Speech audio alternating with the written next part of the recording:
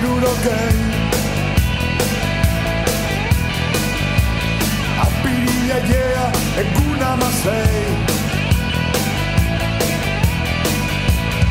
Ediko Granek pistolen jo zuen, eta jo ondoren hotelare joan zen Sharon ondoan, beti ondoan.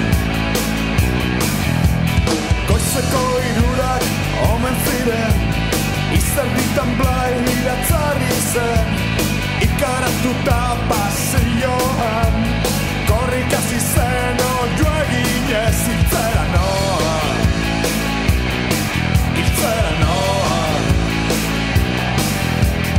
Eskorrik agin, oiurik ezagin, eskorrik agin, ez duanean espero, gertatzen du gero xinpekin.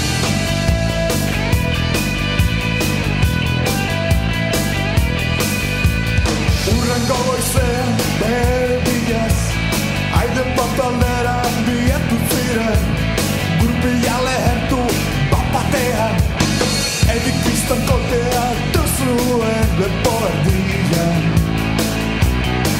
erdian.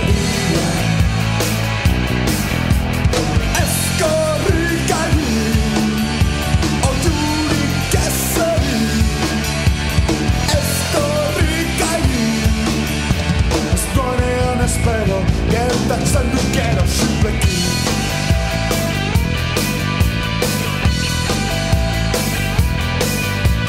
Bazeko San Martin ospitalera, eraman zuten hain txintziketan, alegin guztiak alperrika,